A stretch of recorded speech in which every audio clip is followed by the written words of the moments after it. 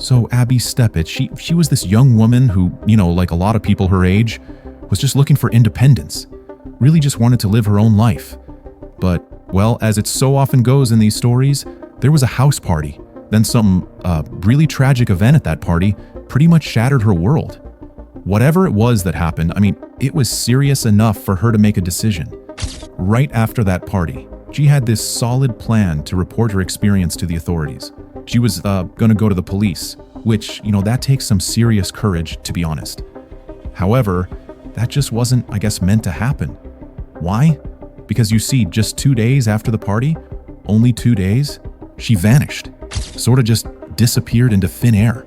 So, of course, right after that, a massive, thorough search for the missing teenager kicked off. You had police, volunteers, everyone was looking.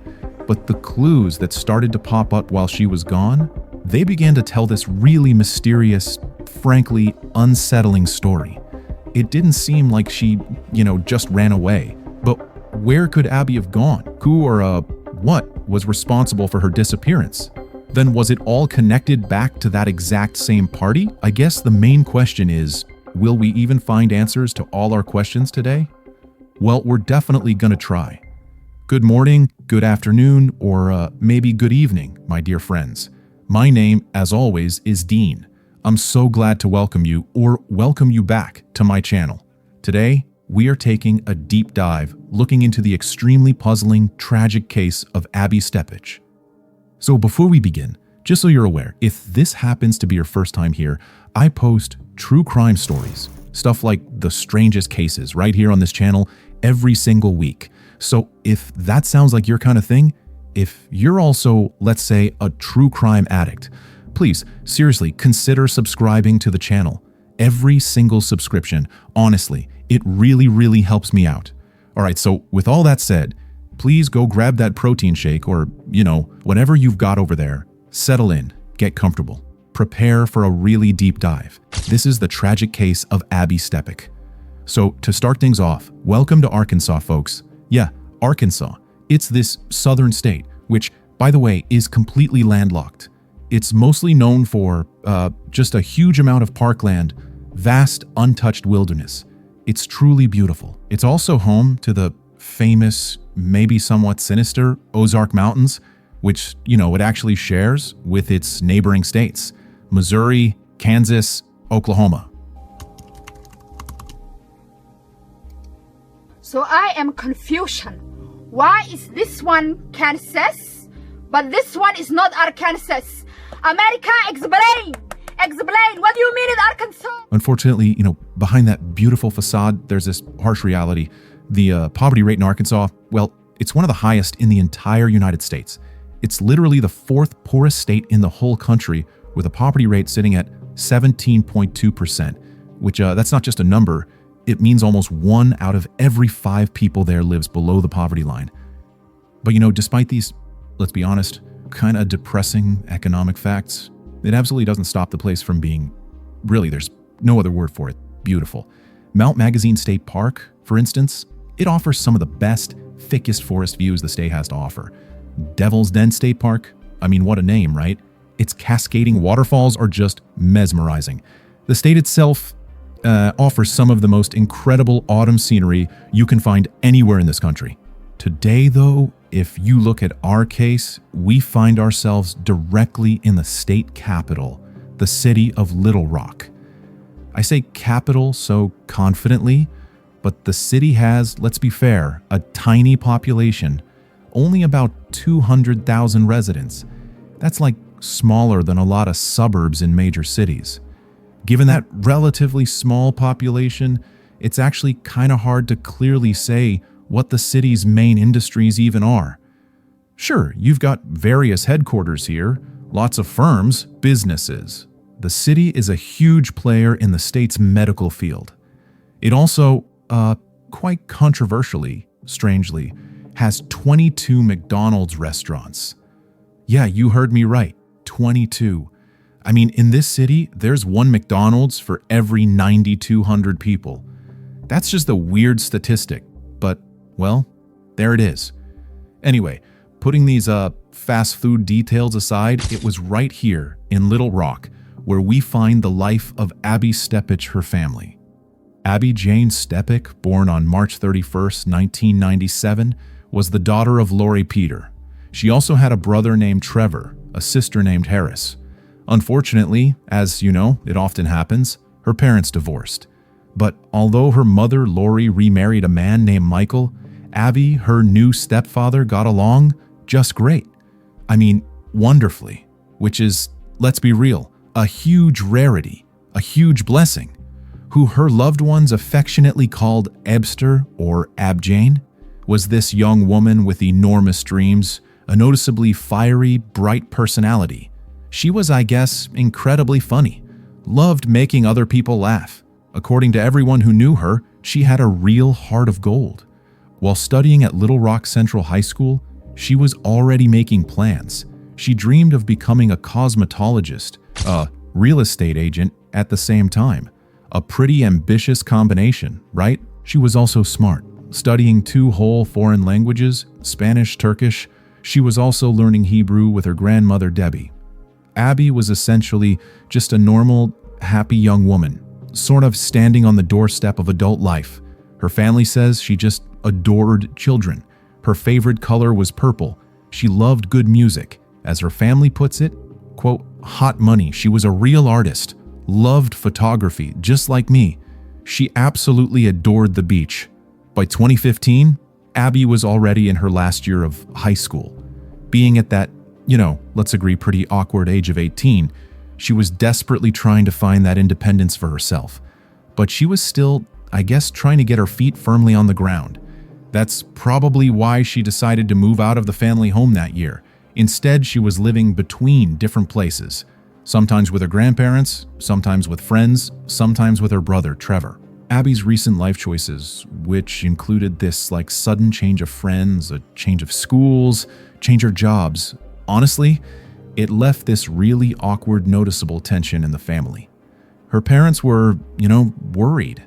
But despite this move, it was totally obvious that her parents still loved each other like crazy. This wasn't some, family war. It was just normal teenage friction.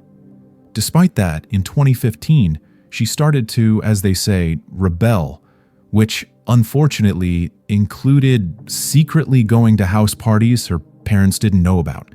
She started failing exams, as it turned out she was hanging out with a, not so great crowd. But it's important to understand Abby truly had a good heart. Sure, maybe she was acting a little differently than the girl her family once knew, but you gotta admit, as she was becoming a woman, she was understandably going through a really turbulent, difficult period in her life. A period of separation. As October 2015 arrived, the temperature started to slowly drop across the state. Autumn was taking hold. Abby had skipped school a few times over the last few weeks, including on October 21st. Then, 2 days later, on the evening of Friday the 23rd, she went to that same house party. Again, without telling her family.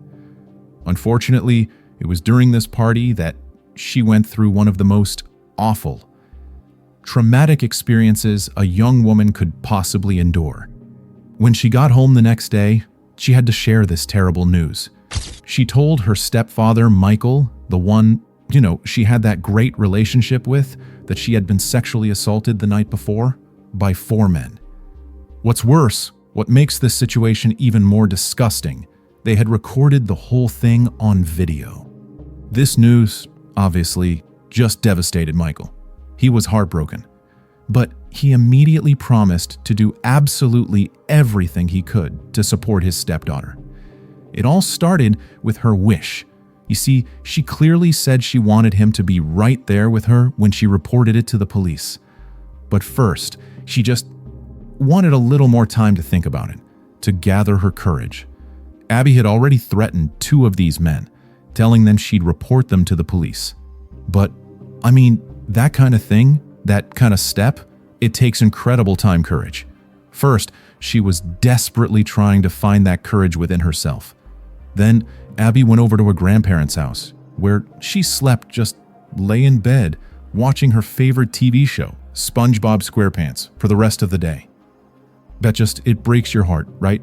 To imagine that scene, a girl who's been through such horror, trying to find some refuge in a kid's cartoon, in a house where she's loved, but where she, I guess, can't bring herself to say what happened.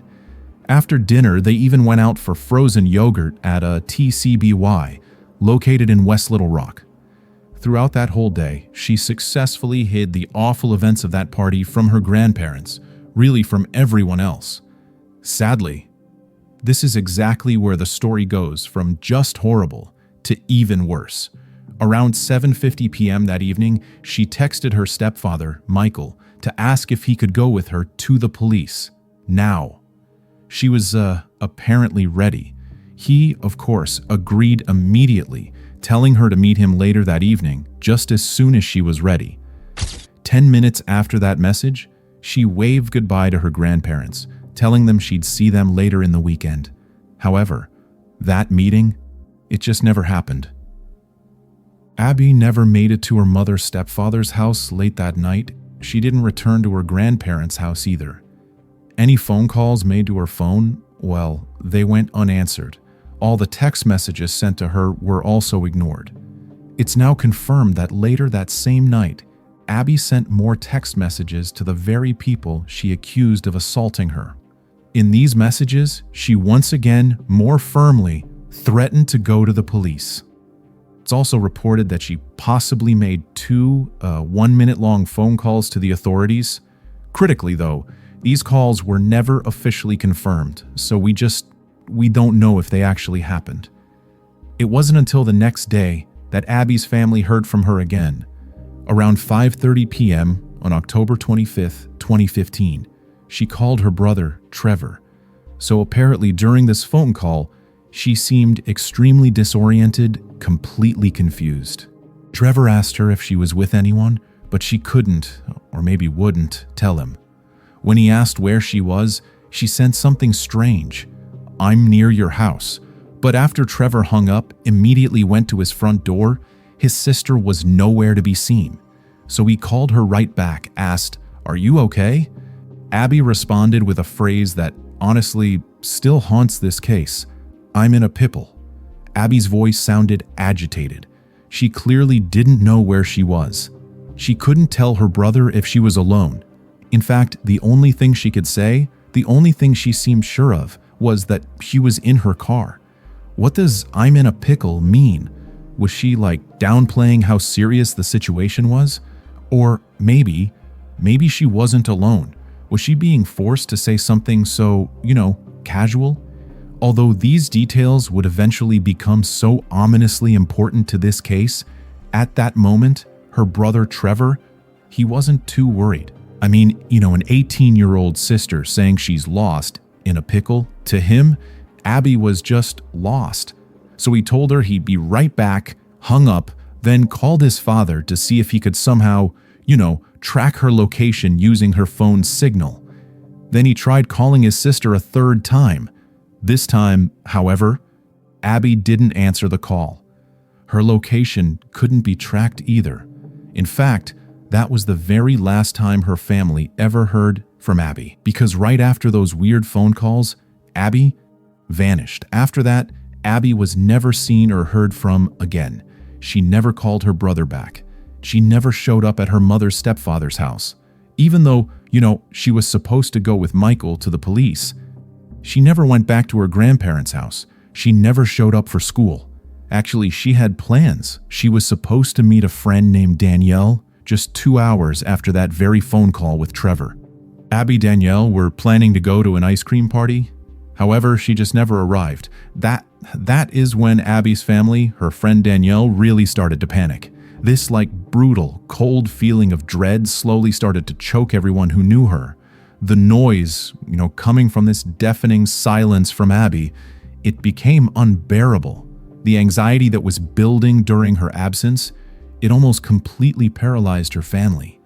Fearing the absolute worst, her family immediately reported her missing to law enforcement. But unfortunately, this is where the long list of police failures in this case begins. Abby had to be automatically classified as a runaway. It's a classic, right? So, because of that, the authorities at first didn't conduct any search for her at all. They also told the family to wait another 12 hours because, you see, her disappearance had to last longer than that before they could officially open a case. This was all despite the fact her family was desperately insisting that she would never run off without staying in touch. I mean, she was in contact with someone constantly. Abby's family friends, realizing the police weren't doing anything, took the situation into their own hands, as best they could. They started handing out flyers all over town, asking literally everyone on the streets, on the roadsides.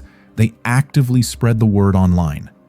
3 days later, on October 28th, a security guard at Chalamont Park, who at the time knew nothing about the disappearance, noticed an abandoned car in a parking lot near the woods.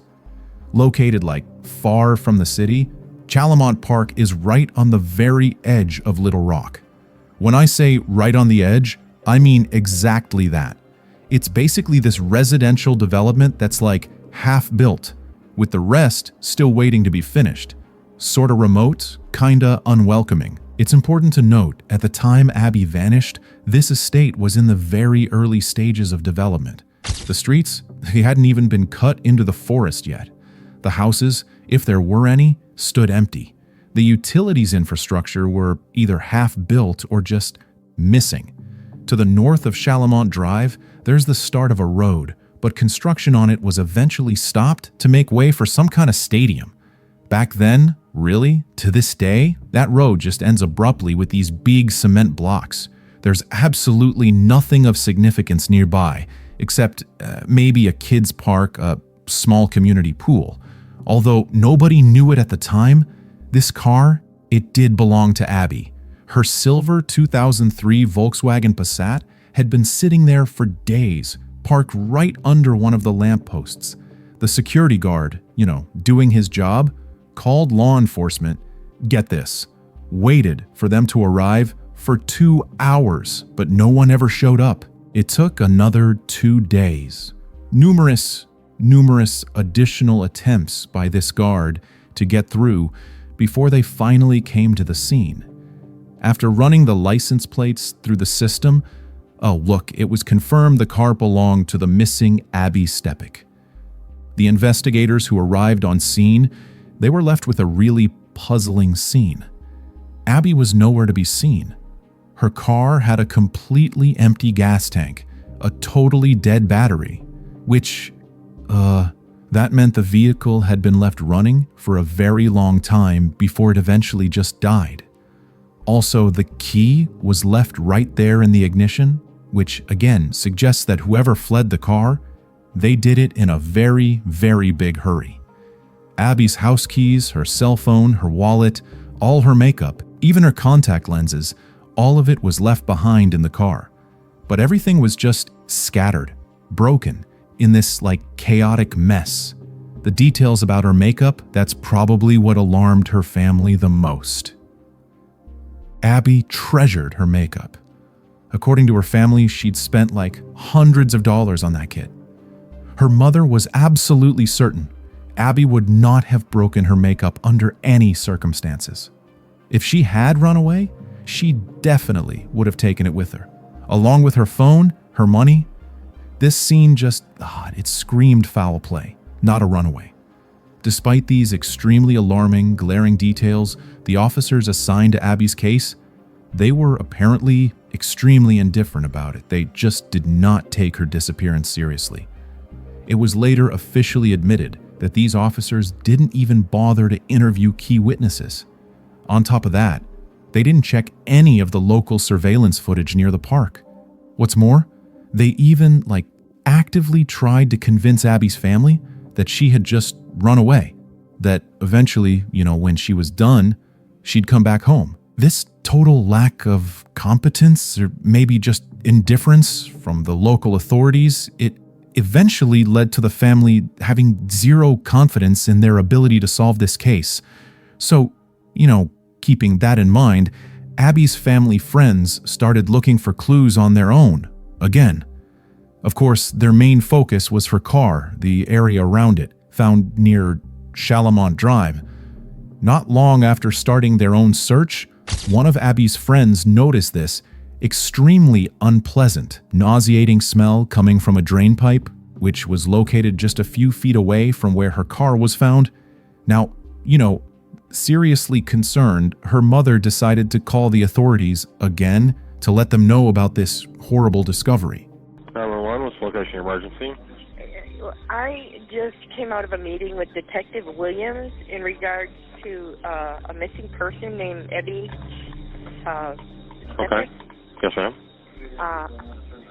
He said that the car was located in this park, and I brought my daughter here, who's a friend of hers, and we just started walking around, and I could smell decomposition. So I was just tried to call his phone, and he didn't call me back. Could you send somebody here to investigate? And this is where he said her car was found, and I brought my daughter Kaylee. Okay. She had been here with her before. Sure. We came here. Okay. We're going to have her look around, and as I passed the sewer, I could smell decomposition. Okay, just a second.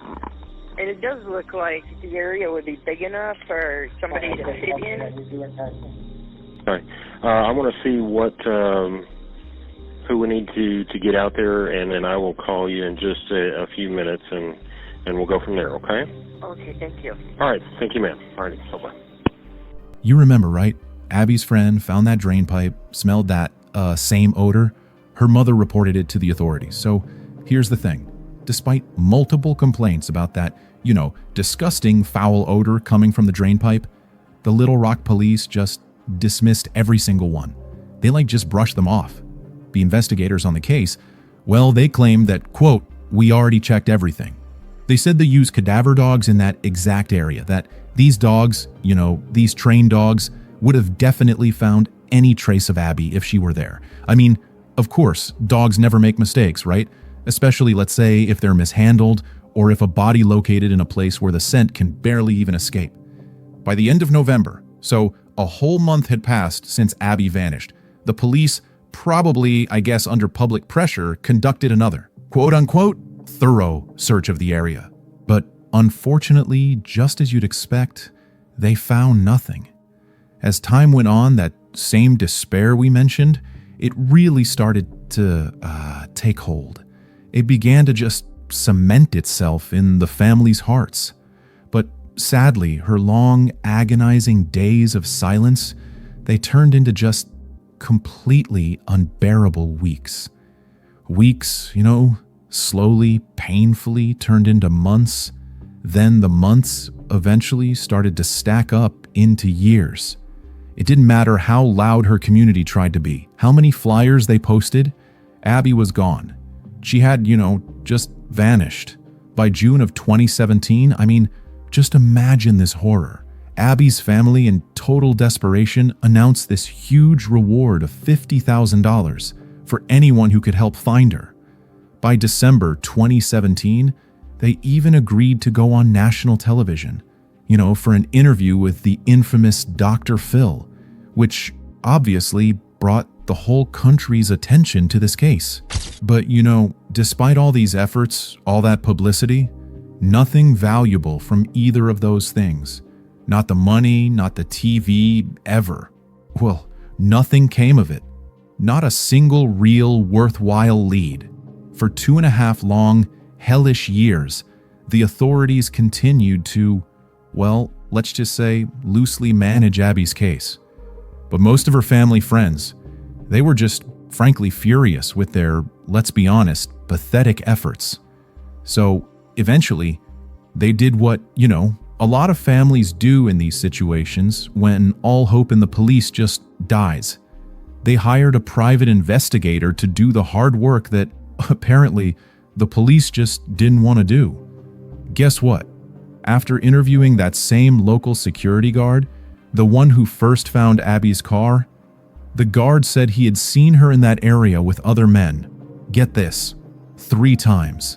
He also noted that on one of those occasions, she was seen like hugging, kissing one of them, which honestly just adds even more fog to this whole story. Here's the worst part. It also came out that even though the authorities did question all 4 of the men who allegedly assaulted her, the same ones she wanted to report, they didn't even take their phones. They didn't even search them for that suspicious video Abby told her stepfather about.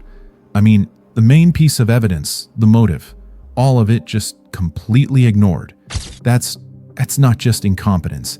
That to me looks like criminal negligence. Unfortunately, in 2018, almost 3 long, painful years after she disappeared, Abby's case was officially moved to cold cases. So just like that, it seemed like any hope that her disappearance would ever be solved just faded away. However, sometimes this happens. Along with that completely sad news, there came this new, unexpected opportunity. A detective named Tommy Hudson had recently retired from the police force.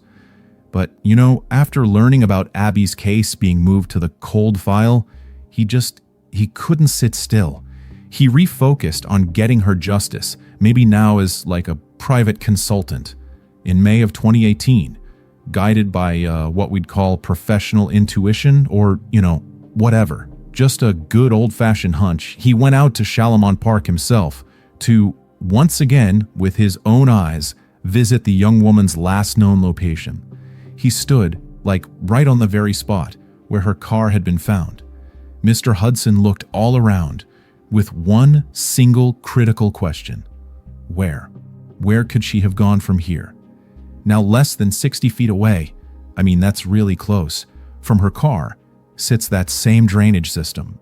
The one, designed to collect excess rainfall. The exact same one Abby's friend had mentioned. This drainage system, it includes a manhole, one that's used, I guess, for maintenance. If you open that manhole cover, you find these small ladders.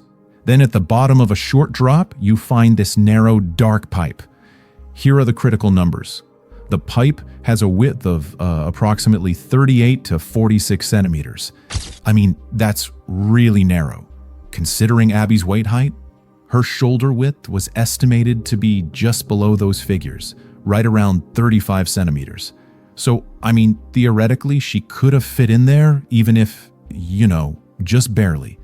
It was determined that this drainage system, located right there on Shalimont Drive, extended for 24 meters to the southeast, into an abandoned section of the street.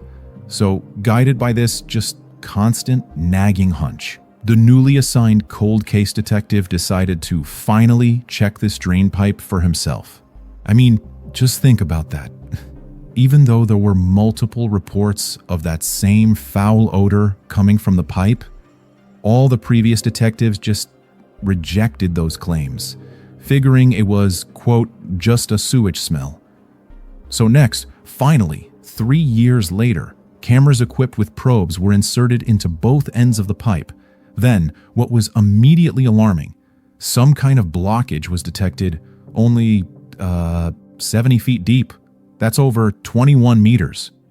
Way towards the back end of the pipe, the authorities now, under Hudson's leadership, tasked a team with excavating that pipe to get a closer look at this terrible finding.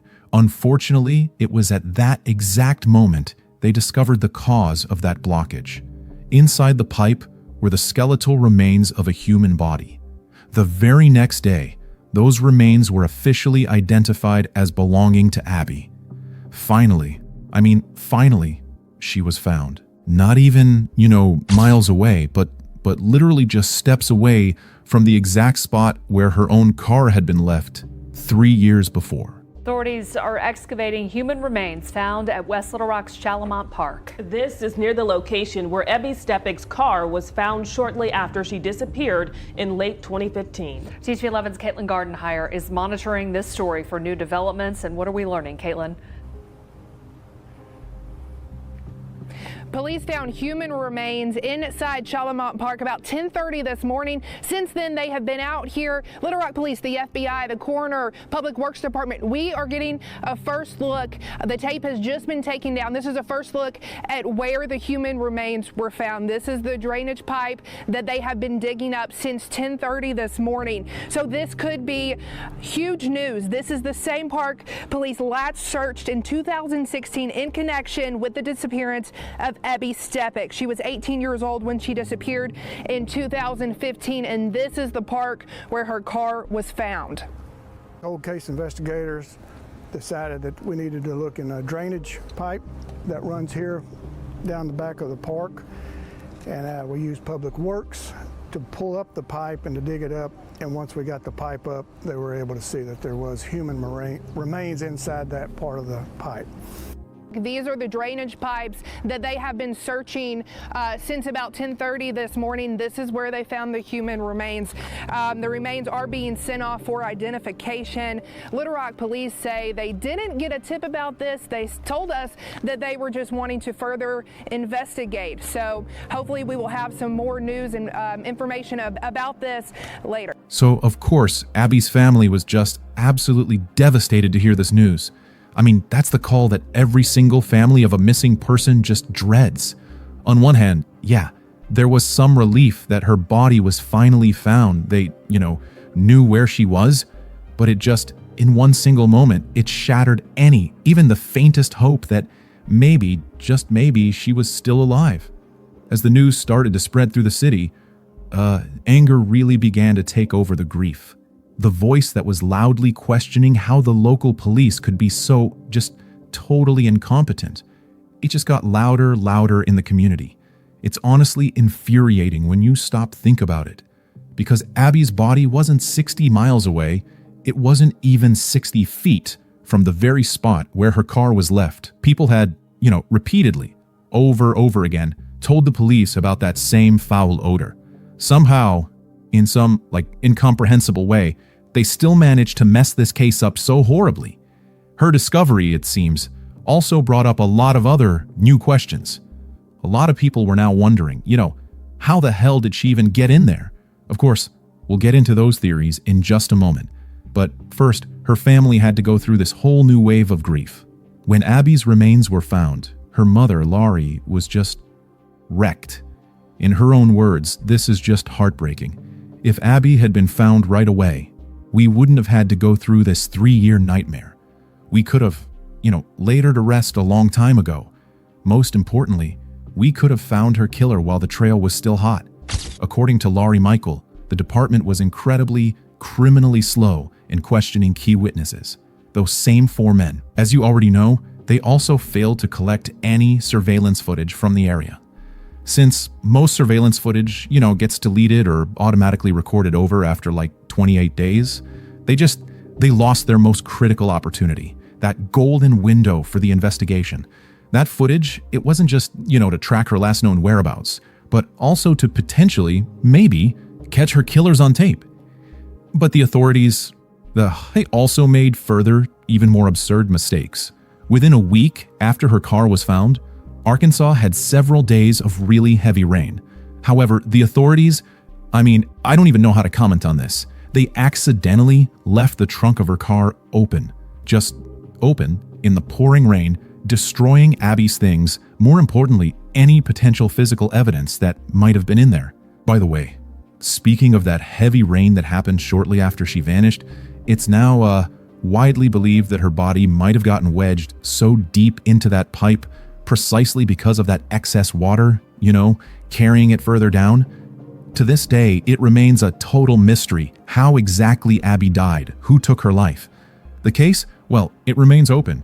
It's still officially classified as a homicide. So digging into this case, looking at all the available information, seeing what other people online are thinking, there are several potential theories about what exactly happened to her. Starting with the local police. They, it seems, still genuinely believe, or at least they pretend to believe, that she could have gone into that pipe all by herself. Which, if you ask me, that is complete, absolute nonsense. Just a lazy cop-out so they don't have to admit their failures. Although Detective Hudson, the one who found her, won't publicly release the details. He's certain it was a homicide because of, quote, the condition the body was found in. We don't really know what that means, but it sounds pretty ominous. So with all that in mind, here are the potential theories in Abby's case. Okay, so theory 1, the official police maybe version, not ruling out any possible scenarios. Abby theoretically could have finished that Ween phone call with Trevor, accidentally destroyed all her expensive makeup, her belongings, left the car with the engine keys in it, run over to the manhole cover, climbed down, somehow forced herself into that narrow drain pipe. But I mean, literally, why would she do that? It makes absolutely no sense at all. Sorry, Little Rock PD, but I am calling complete BS on that one. Theory 2, the scenario that probably most of us are thinking. After directly threatening those 4 men who assaulted her, at least one of them reacted with, the fear of losing his own freedom, decided to take hers instead.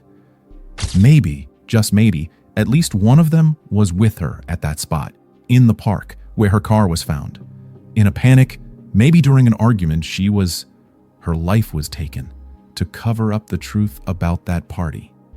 The closest, darkest place to hide her body would have been that very drain pipe under the manhole cover.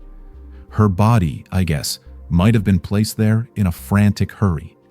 Then, afraid of being caught, her killers just abandoned the car as she'd left it, fled.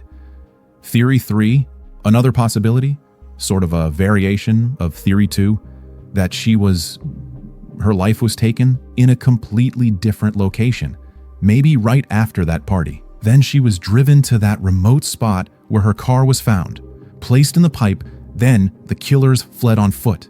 Or maybe someone was waiting for them in another car. Theory 4, just, to throw out all the possibilities, she could have even been killed by someone completely unrelated to the house party. A random attack. Theory 5, the ex-boyfriend version. Abby's ex-boyfriend, well, he thinks that she might have been having a bad trip from some kind of substance.